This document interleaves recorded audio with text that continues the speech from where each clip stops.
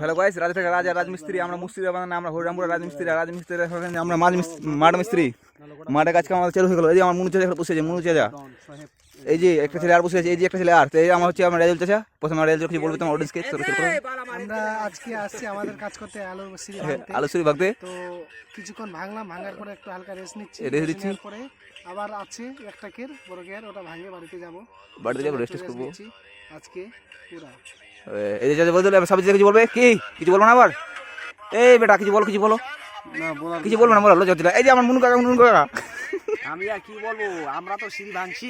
যদি সিঁড়ি ভাঙতে চাও তাহলে আমাদের সঙ্গে যোগাযোগ করো। হ্যাঁ, মেনশন করো। ফোন নম্বরটা নিয়ে এলো।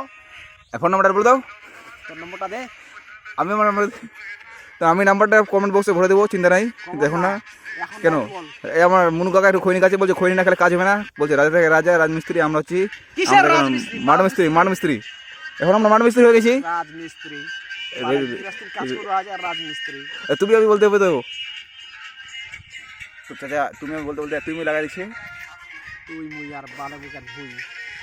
কিছু বলো, আর কিছু বলো। কি কোন বাল বলবো আর? কতদিন কাজ চলবে আমাদের মাঠের মধ্যে? ফোন নম্বরটা দিয়ে দে।